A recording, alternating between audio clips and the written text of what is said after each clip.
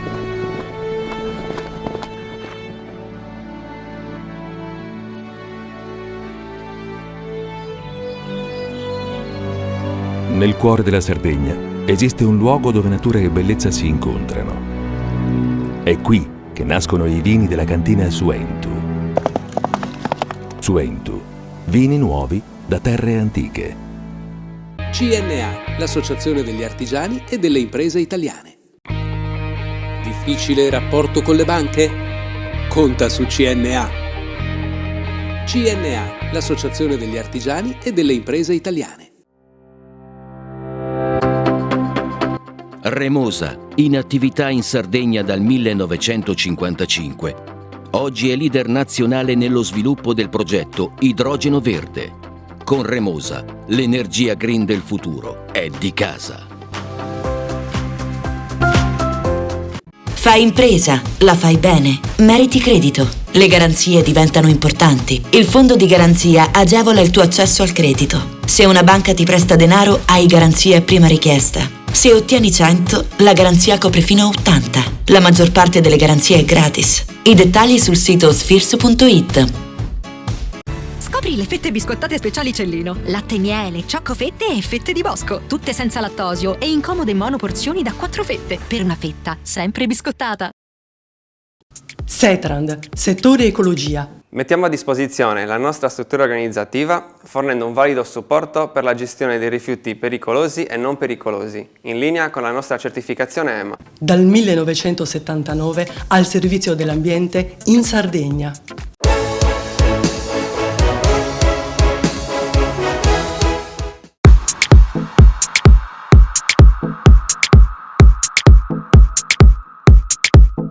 I dati dell'Osservatorio Sardo sulla sicurezza stradale evidenziano che annualmente si registra il maggior numero di vittime a seguito di incidenti sulla rete viaria delle arterie provinciali, con al primo posto tra le cause la condizione precaria in cui versano la maggior parte di queste strade, che sono fondamentali per i collegamenti tra i territori dell'isola e che complessivamente sono pari a 6.000 chilometri, esattamente un sesto dell'intera rete stradale della nostra regione.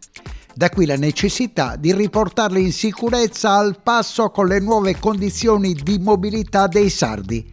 Da quest'anno sono disponibili finanziamenti regionali per complessivi 62 milioni di euro per un programma di opere pubbliche dedicate alla manutenzione straordinaria e messa in sicurezza della rete viaria di competenza delle province e città metropolitane della Sardegna. Lo ha confermato a Villa Cidro l'assessore regionale dei lavori pubblici Antonio Piu nel corso di una conferenza stampa per la presentazione degli interventi sulla viabilità provinciale del Medio Campidano. In agosto, con una delibera di giunta, sono state rimodulate le risorse finanziarie che erano pari a 32 milioni e mezzo, a cui sono stati sommati altri 30 milioni con la legge regionale 18, definendo i diversi stanziamenti sulla base della estensione chilometrica di competenza di ogni ente. La terza tranche, pari a 1/20 del totale complessivo, sarà utilizzata per la messa in sicurezza delle strade provinciali del Medio Campidano. Le risorse provengono dallo stanziamento destinato alla provincia del Sud Sardegna ormai soppressa,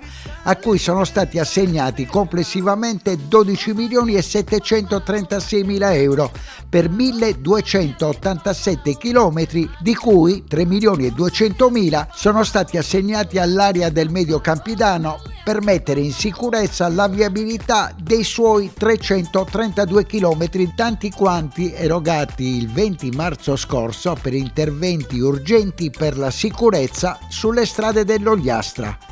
Il 21 gennaio la prima tappa annuale del viaggio interprovinciale dell'assessore Piu, con l'impegno di 10 milioni per i 1.003 chilometri delle arterie dell'Oristanese, pari ad un sesto delle strade provinciali e metropolitane regionali.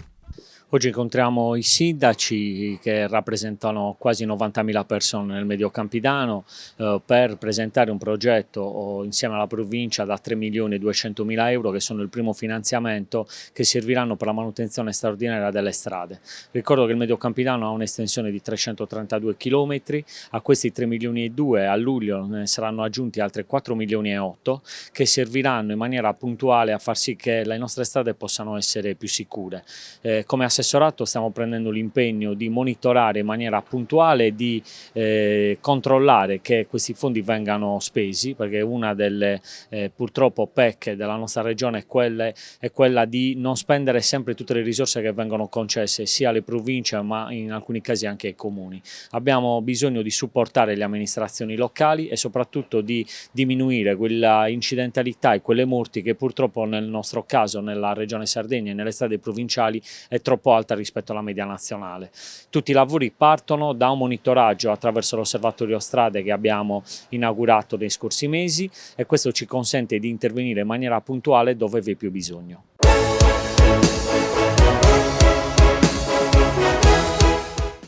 Ed eccoci con Maria Grazia Dessì, presidente di Cofimer. Sicuramente in questo avvio di stagione, che tutti definiscono molto positiva come sviluppo turistico 2025, ci saranno stati investimenti. Ma diciamo che quest'anno ancora non abbiamo visto moltissimi movimenti dal punto di vista proprio degli investimenti, e quindi, o meglio, della richiesta di finanziamenti da parte degli imprenditori per fare investimenti nelle proprie attività. È anche vero però che le banche, soprattutto per finanziamenti di importo inferiore ai 100.000 euro, stanno iniziando a tirare un po' i remi in barca, nel senso che molti istituti di credito non sono disponibili a concedere denari e quindi finanziamenti al di sotto di quella cifra. Dottoressa Dessì, ma il mondo ci dice che stanno nascendo moltissime attività, soprattutto nel vostro settore, nel terzo settore, B&B, ristoranti, hotel, affittacamera. Questi signori dovranno investire per la loro attività. È verissimo. Chi li aiuta? È verissimo, stanno nascendo, è vero, moltissime nuove imprese in questo settore, però distinguiamo.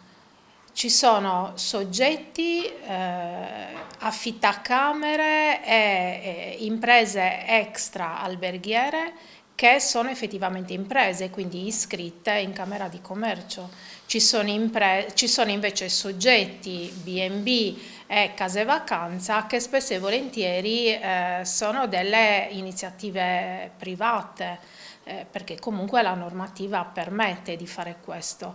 Quindi il Consorzio di Garanzia Affidi è chiaro che si rivolgono a quei soggetti che sono imprese, quindi quello è il mondo verso il quale noi guardiamo e per il quale noi possiamo indicare, o meglio dare delle indicazioni e capire come sta andando il sistema bancario verso quel mondo, quindi il mondo delle imprese e non dei privati. E abbiamo scoperto sotto i 100.000 ci sono difficoltà, sopra va meglio. Parliamo del costo del denaro. Noi in Panorama Sardo, nei nostri consueti appuntamenti, faccio riferimento a quello alla vigilia di Natale, avevamo previsto una forte riduzione. C'è stata la riduzione ma non è stata forte. C'è stata una riduzione, non è stata forte, però in realtà nel corso del 2025 sono previste altre riduzioni. È chiaro che poi la BCE parla sempre di modifiche dei tassi in funzione di quelle che poi sono le evoluzioni sia del mercato ma anche della situazione internazionale. Quindi dobbiamo sempre stare un attimino attenti e vedere a quelli che saranno gli sviluppi del mercato nazionale, o meglio internazionale e mondiale. Domanda conclusiva. Ammettiamo, anzi ne siamo certi che sarà una grande stagione. Questo cosa vuol dire? Che il mondo andrà a cambiare anche in Sardegna? Con un volano in crescita sotto il profilo turistico? Ma sì, sicuramente sarà così, ma d'altra parte il turismo, a mio parere, è il settore trainante dell'economia isolana. Su questo non c'è dubbio. Ci sono state anche delle notizie sulla modifica o comunque sull'aumento dei voli e quindi di nuove rotte che si stanno aprendo, e questo vuol dire nuovi turisti per l'isola. Su questo non c'è dubbio, e non c'è dubbio che il turismo porterà anche delle plus in tutto il settore economico. Questo è indubbio.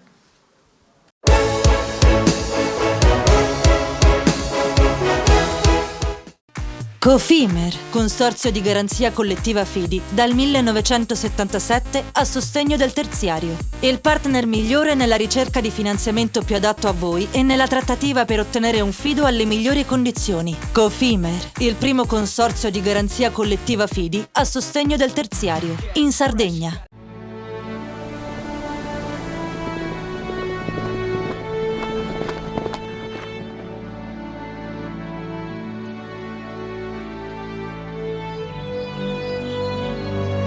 Nel cuore della Sardegna esiste un luogo dove natura e bellezza si incontrano. È qui che nascono i vini della cantina Suentu. Suentu, vini nuovi da terre antiche. Meno scartoffie e più efficienza? Conta su CNA. CNA, l'associazione degli artigiani e delle imprese italiane. Fai impresa, la fai bene, meriti credito. Le garanzie diventano importanti. Il fondo di garanzia agevola il tuo accesso al credito. Se una banca ti presta denaro, hai garanzia a prima richiesta. Se ottieni 100, la garanzia copre fino a 80. La maggior parte delle garanzie è gratis. Il dettaglio sul sito spheres.it. Remosa, in attività in Sardegna dal 1955. Oggi è leader nazionale nello sviluppo del progetto Idrogeno Verde. Con Remosa, l'energia green del futuro è di casa. Tutto inizia da un amore. Le farine, i mangimi, la pasta, le fette biscottate, la distribuzione, l'ospitalità. Dal 1953, Gruppo Cellino. Non c'è limite ai sogni. Siamo la più grande industria tipografica della Sardegna. Dall'81 stampiamo tutte le tirature, su tutti i supporti e con le tecnologie più avanzate del settore, garantendoti elevatissima qualità e la più totale dedizione e cura. Grafiche Ghiani, l'esperienza di una vita, l'innovazione più avanzata. Setrand, settore ecologia. Forti delle nostre competenze e dei nostri mezzi, realizziamo bonifiche di siti inquinati anche da amianto. Mettiamo a disposizione la nostra struttura organizzativa fornendo un valido supporto per la gestione dei rifiuti pericolosi e non pericolosi, in linea con la nostra certificazione EMA. Dal 1979 al servizio dell'ambiente in Sardegna.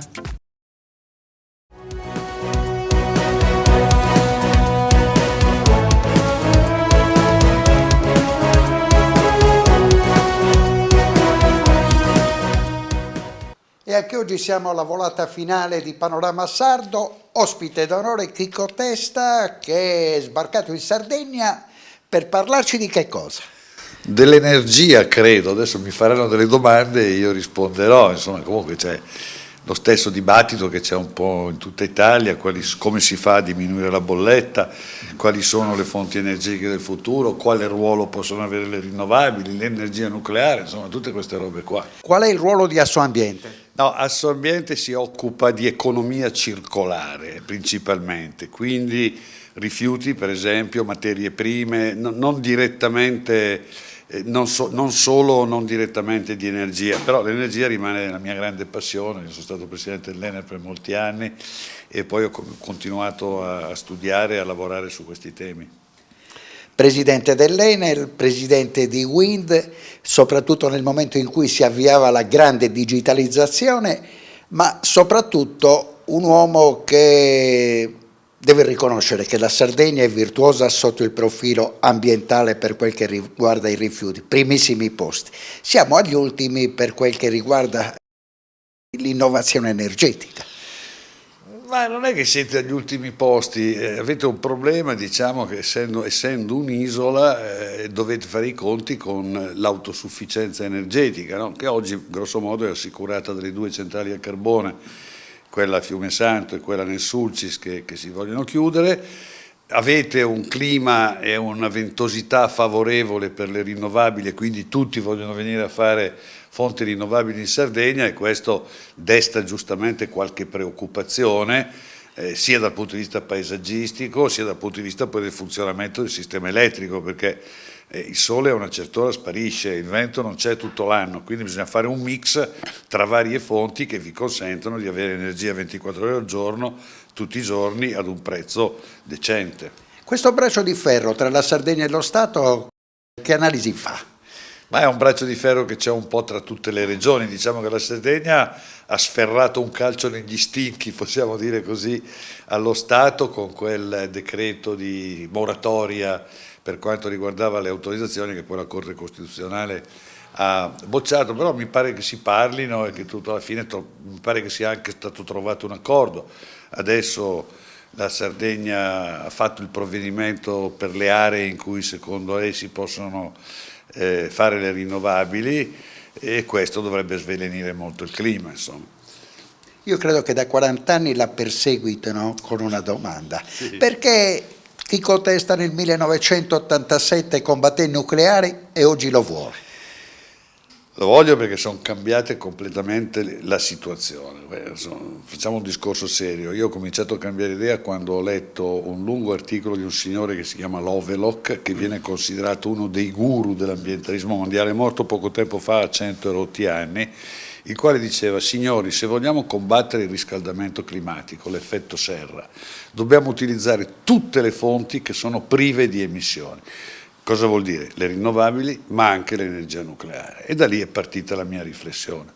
A questo si aggiunge un secondo fattore che noi abbiamo riscoperto dopo la crisi dell'Ucraina, un problema che i nostri padri avevano molto ben presente, a cominciare da Mattei, il problema della sicurezza energetica dell'Italia, perché se tu non hai sicurezza energetica sei morto, senza energia non vai da nessuna parte, no? E come si ottiene la sicurezza energetica? Siccome noi siamo privi di materie prime, si ottiene utilizzando tutte le sorgenti possibili in maniera da ridurre il rischio. Noi ci siamo legati troppo al gas, per esempio, e quando è arrivata la crisi ucraina le nostre bollette sono andate alle stelle e molte imprese sono fallite perché non potevano pagare i conti di energia elettrica. Quindi avere un mix di fonti energetiche diverse è assolutamente fondamentale per un paese come l'Italia. Come è cambiato il nucleare in questi 40 anni? Ma è cambiato enormemente, è molto più sicuro. A parte il fatto, guardi, se lei guarda tutte le statistiche internazionali, sa, il nucleare ha subito 2 incidenti che ne hanno fatto una specie di mostro, ma se lei va a guardare i numeri veri, è la fonte energetica con meno mortalità in assoluto rispetto all'idroelettrico, rispetto al carbone, rispetto al petrolio, rispetto al gas. E poi ormai siamo arrivati al concetto di intrinsecamente sicuro. Cosa vuol dire?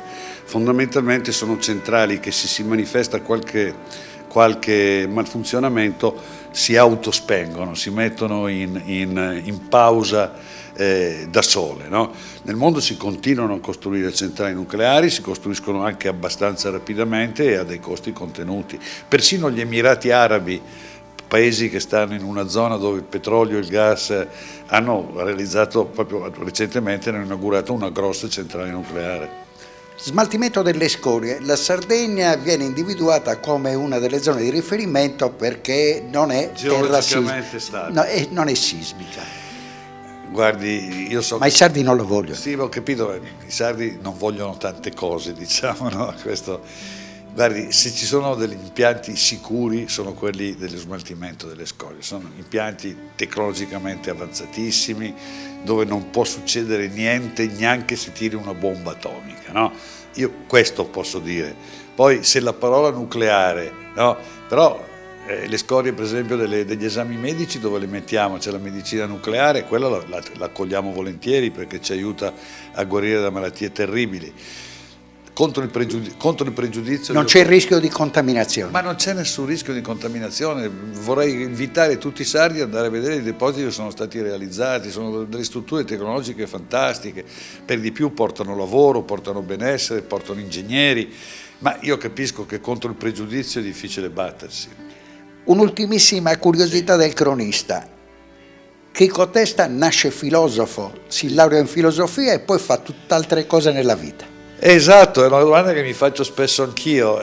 Sono laureato in filosofia e poi ho passato la mia vita tra gli ingegneri, in Acea dove c'era una grande competenza dell'acqua, poi all'Enel, poi in Sorgenia, in Wind, eccetera, eccetera. Qualche volta dico un po' scherzando, un po' seriamente, che mi dovrebbero dare una laurea honoris causa in ingegneria. E poi mi sono appassionato alla materia. Quindi tornando indietro, laurea in ingegneria? Tornando indietro forse penserei a una laurea in ingegneria, sì. Ma gli ingegneri erano gente tosta, bisognava studiare sodo e forse io a 20 anni non avevo tutta questa voglia. Poi nel tempo ho capito che studiare ed essere... Sai qual è la dote maggiore? Secondo me la curiosità, cioè farsi sempre le domande e trovare qualcuno più bravo di te che ti dà le risposte per cercare di capire come funziona il mondo.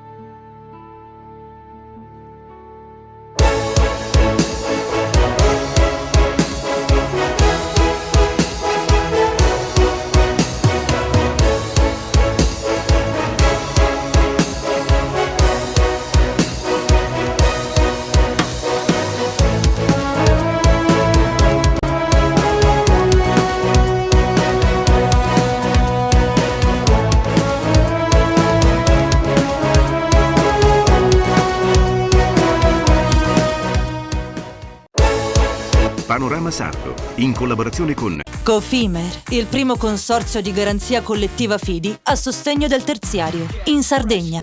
Suentu, vini nuovi da terre antiche. Fratelli Cellino, la qualità è emozione. Con Remosa, l'energia green del futuro è di casa. Grafiche Ghiani, l'esperienza di una vita, l'innovazione più avanzata. CNA, l'associazione degli artigiani e delle imprese italiane.